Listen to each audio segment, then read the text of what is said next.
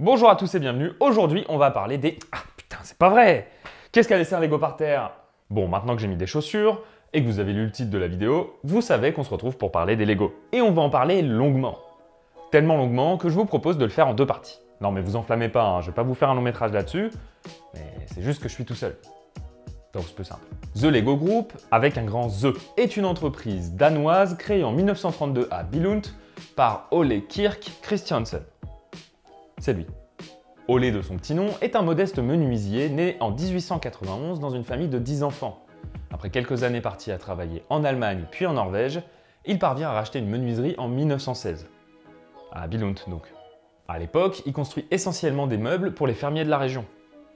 Et tout se passe très bien. Jusqu'en 1924 où une série de légers problèmes vont le contraindre à quelque peu redéfinir son travail. D'abord, deux de ses fils, Carl George et Gottfried, mettent le feu à l'usine par accident. Ils étaient très jeunes. Je pense quand même qu'ils ont dû recevoir une sacrée soufflante. Quoi qu'il en soit, Ole va saisir l'opportunité pour reconstruire un bâtiment plus grand et pour se développer.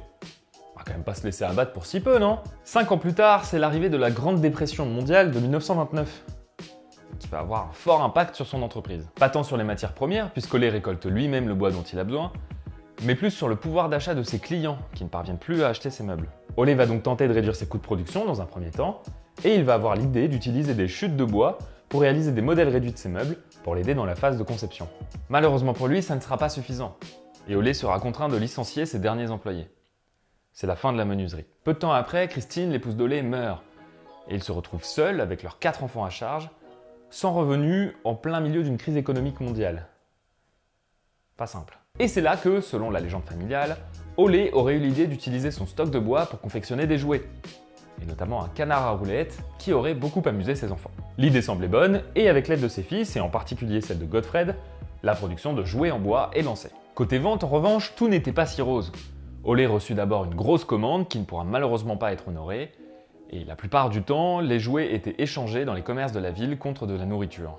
Tant bien que mal, l'usine continue à survivre, et la grande mode du yo-yo, apparue dans les années 30, permet à Ole de pérenniser son entreprise et de réembaucher ses ouvriers. Pas si vite. La mode fut vite passée, et Ole s'est retrouvé avec un immense stock sur les bras. Heureusement, les parties du yo-yo ont pu être réutilisées pour faire des roues pour les jouets à tracter. Et l'usine ne s'en sort pas si mal que ça. De quoi donner une bonne leçon à notre ami au nom de Danse de Stade, qui décidera dorénavant de se méfier de la mode et de se consacrer uniquement aux objets de grande qualité et indémodables. Un choix salutaire qui va sauver l'entreprise et qui nous emmène en 1934. La marque se développe et son nom commence à être un léger frein pour la communication. Surtout auprès des plus jeunes. Je ne vais pas le prononcer, mais je vais l'écrire. Un concours va donc être organisé dans l'entreprise afin de déterminer son remplaçant. Et c'est Lego qui sera choisi. Il s'agit en fait d'une contraction de Leg Godt en danois, que l'on peut traduire par « joue bien ». Lego peut aussi être traduit du latin par « j'assemble », mais il s'agit là d'une pure coïncidence. La devise de l'entreprise sera la suivante, « Seul le meilleur est assez bon » et sera même gravée dans le bois par Gottfried. Ce serait d'ailleurs cette devise qui aurait permis à l'entreprise de toujours viser l'excellence et d'être reconnue pour cela. Mais puisque tout allait bien, il fallait bien que quelque chose vienne pimenter un peu l'histoire. On ne construit pas une légende chez les bisounours. D'abord, la Seconde Guerre mondiale, rien que ça, qui verra le Danemark tomber sous l'occupation. Et ensuite, un feu, en 1942, qui viendra ravager l'usine une deuxième fois. Et comme en 1924, on reconstruit en plus grand. Après-guerre, le plastique est en plein essor. Et après une visite à Copenhague, Ole décide d'importer une machine à injecter d'Angleterre pour produire des jouets en plastique dès 1947. Ce fut d'abord le cas avec un camion pouvant être démonté puis remonté. Mais le nombre de pièces trop important rendait la production trop onéreuse pour être rentable. C'est aussi en 1947 que naîtra Kjell Christiansen, le fils de Gottfried. Son nom s'écrivant avec un K et non CH comme ses ancêtres, à cause d'une erreur du clergé à sa naissance. C'est marrant parce que c'est aussi arrivé à un mec de ma famille, à peu près à cette époque. La famille Couillon a eu 2 fils, André et Paul. Et pour le deuxième, l'employé d'état civil s'est planté, et il a mis le I avant les L. Et Paul Couillon n'a jamais pu changer son nom. Mais bon, je m'égare. En 1949, l'idée viendra de créer des briques à tenons pour produire des jeux de construction, comme le faisaient déjà certaines usines en Europe. Mais à cette époque-là, le système n'est pas optimisé et l'assemblage est précaire. Les constructions tiennent, mais tout s'effondre au moindre pet de lapin. Ceci dit, en 1955, Gottfried va avoir une idée à la suite d'une conversation avec un acheteur. Une idée qui va révolutionner le concept, qui va même révolutionner le monde du jeu. Et oui, carrément, j'ose le dire. Gottfried va avoir l'idée d'un système complet, où chaque brique Lego peut s'assembler avec toutes les autres déjà existantes. Non seulement avec les autres briques du paquet pour pouvoir faire autre chose que le modèle présent sur la boîte, mais avec les autres boîtes pour pouvoir faire tout ce qu'on veut. Ça nous paraît évident aujourd'hui, mais ça l'était pas forcément à l'époque. Et puis il faut d'abord le trouver ce système.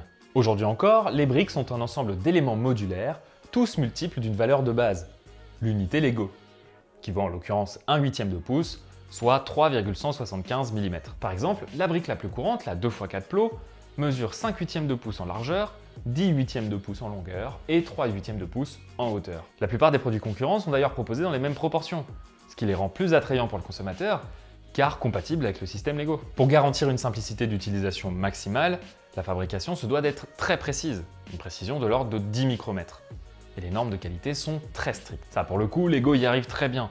Aujourd'hui, pour une production d'1 million de pièces, seulement une vingtaine sont refusées. Les moules de fabrication ont donc une très haute valeur stratégique pour le groupe, qui les conserve très précieusement pour éviter toute fuite ou contrefaçon. Fort de ces idées, Godfred est nommé directeur général en 1957. La même année, son frère Carl George est nommé directeur de la production plastique et son autre frère Gerhard, responsable de la production bois. Et nous arrivons tout tranquillement au 28 janvier 1958, date à laquelle sera déposé le brevet de la brique moderne, celle que l'on connaît aujourd'hui. Des améliorations sont faites pour améliorer la tenue des pièces entre elles, notamment grâce à des tubes à l'intérieur des briques. Il s'agit là de la principale innovation du groupe, et c'est véritablement là le point de départ de la folle ascension.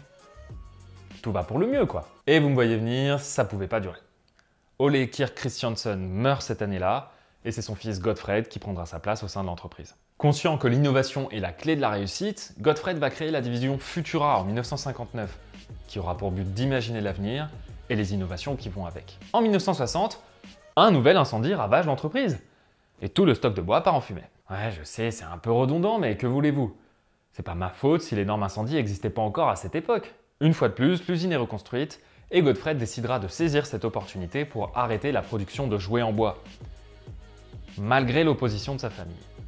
Dans les 2 années qui suivent, ses 3 frères quittent l'entreprise. En 28 ans, jamais aucun jouet en bois Lego ne sera vendu à l'extérieur du Danemark. Ce qui n'empêchera pas Gerhard de créer Bilofix en 1962, sa propre usine de jeux de construction en bois, qui connaîtra tout de même un joli succès en Europe. De son côté, Lego sera vendu dans presque toute l'Europe de l'Ouest, en Amérique du Nord, en Australie, au Japon et à Singapour, dès les années 60. C'est donc tout naturellement que Godfred décidera de créer son propre aéroport pour son petit avion personnel, juste à côté de l'usine. Cet aéroport deviendra par la suite l'aéroport de Billund, et reste encore aujourd'hui le 2e aéroport le plus fréquenté du Danemark, derrière celui de Copenhague. Bref, la marque se développe et prend de plus en plus son envol.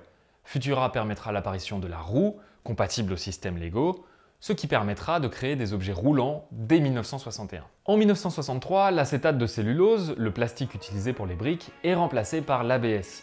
Il est plus résistant à la chaleur, au sel, aux acides, aux produits chimiques. Il ne se décolore pas, il ne vrille pas, il a une excellente tenue dans le temps et en plus, il n'est pas toxique pour l'homme. Par contre, il fait très mal aux pieds si jamais on les marche dessus. En 1964, c'est au tour du manuel d'instruction de faire sa mue. Futura met au point un guide de construction en vue isométrique qui permet de suivre les étapes pas à pas et de se passer de l'écrit. C'est une innovation majeure, car sans texte, pas besoin de savoir lire, et pas besoin de traduction pour une commercialisation dans le monde entier.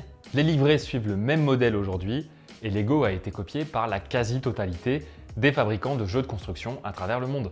En 1966, Lego va connaître son premier grand succès international, avec son ensemble ferroviaire, qui bénéficiait à l'époque d'un moteur 4,5 volts. À cette époque, les modèles étaient exposés directement dans l'usine, et ont attiré jusqu'à 20 000 curieux par an, de quoi légèrement perturber le bon fonctionnement de cette dernière. Godfred a été tellement saoulé qu'il a réfléchi à une solution. Pourquoi pas les exposer directement en extérieur, sur un bout de terrain, d'ouvrir au public avec une billetterie et proposer un petit snack? Ça pourrait être sympa. Et bien progressivement, l'idée a fait son chemin et a évolué jusqu'à l'ouverture de Legoland en 1968. À l'origine, c'est plutôt un parc de reproduction de villes en miniature, fortement inspiré de Madurodam, à La Haye aux Pays-Bas. Dès son ouverture, le 7 juin 1968, à Billund, entre l'usine et l'aéroport, Legoland a attiré près de 3000 curieux en un jour. Rapidement, le parc a pris de l'ampleur et il est aujourd'hui 8 fois plus grand. Il attire en temps normal près d'1 million de visiteurs par an. Lego va d'ailleurs développer le parc, notamment en faisant appel à un artiste danois, Björn Richter, qui va y construire des œuvres colossales. Notamment cette sculpture du chef Sioux Sitting Bull, construite en 2 ans et haute de près de 11 mètres. Cette œuvre est composée de 1 750 000 briques et est encore aujourd'hui une des plus impressionnantes du parc. Au fil des ans, Legoland est passé d'une exposition de villes en miniature à un parc d'attractions à thème plus général. Au passage, la sculpture de Richter est en partie composée de briques Duplo, cette gamme pour les tout petits lancée en 1969. Ce sont en fait des briques Lego aux dimensions doubles. Ce qui est encore une fois un coup de génie puisque ces briques sont compatibles au système Lego, ce qui permet aux enfants une transition tout assurée vers les gammes pour les plus grands. En 1973, Lego cible pour la première fois le marché des petites filles, avec un modèle de maison de poupée. Non mais je sais ce que vous vous dites. Mais on est encore en 1973 et à l'époque, on a encore un long chemin devant nous. En 1974, Lego crée des bateaux à coque flottante. Je ne sais pas si vous vous rendez compte du kiff des enfants qu'on puisse faire offrir ça. C'est aussi cette année-là que Kjeld rejoindra le comité de direction après des études de commerce. Il permettra à la marque d'avoir une structure plus solide, ce qui est un comble quand on y pense. Enfin, en 1978, c'est l'apparition de la première boîte à thème, les châteaux forts, qui sera rapidement suivie par celle de la ville et de l'espace. C'est surtout l'apparition des mini-figurines qui est importante ici. Chevaliers, policiers et astronautes marqueront le début d'une collection que beaucoup de passionnés partageront. Et pas qu'un peu. Aujourd'hui, Lego produit 12 mini-figurines par seconde. C'est beaucoup. Évidemment, les figurines sont compatibles avec le système Lego. D'ailleurs, ils mesurent très précisément 4 briques de haut, chapeau exclu. Au passage, la plupart des têtes ont un trou. C'est pas pour respirer, c'est pour éviter que les enfants s'étouffent en cas d'avalement. Du coup, si, c'est un peu pour respirer. Au début, la couleur de peau jaune vive était voulue pour inclure le plus de monde possible. Personne n'ayant cette couleur de peau, tout le monde pouvait s'identifier. Mais aujourd'hui, les figurines qui s'inspirent de personnages, réels ou de fiction, ont également une couleur qui leur ressemble. D'ailleurs, jusque dans les années 90, toutes les figurines avaient un sourire figé. Comme Jean Forestier. La palette des couleurs de plastique utilisée par Lego a beaucoup évolué au fil du temps. D'abord composée de couleurs primaires, rouge, jaune, bleu, noir et blanc, elle s'est ensuite considérablement élargie grâce au mélange lors de la fonte du plastique. En 1992, Lego va profiter de cette évolution pour créer une gamme aux couleurs pastel, Paradisa. Une gamme qui, vous l'aurez deviné, est destinée aux petites filles. Non mais je sais ce que vous vous dites. Mais à l'époque on est en 1992 et on a encore un long chemin devant nous. Le vert a pour le coup longtemps été boudé par Lego, en raison de la crainte d'Olé de voir ses jouets utilisés pour faire des modèles militaristes, ce dont il ne voulait absolument pas. Cette volonté est d'ailleurs toujours plus ou moins respectée, mis à part quelques soldats présents pour les licences Star Wars, Indiana Jones ou encore Toy Story. Star Wars est la toute première licence Lego contractée en 1999. Et ce n'est pas étonnant lorsqu'on connaît l'histoire de la saga et sa volonté de vendre des produits dérivés à l'appel. En 1998, c'est aussi l'apparition de Lego Mindstorms, qui, associé à Lego Technique, une gamme pour experts, permet de créer des vrais robots programmables via ordinateur. Ce procédé est parfois utilisé par des laboratoires de recherche afin de créer des robots pas chers et facilement modifiables. Et voilà les années 2000 qui arrivent, et tout va pour le mieux pour la marque en plastique. Bon, vous me voyez venir, ça va pas durer. Mais on en reparlera dans le prochain épisode.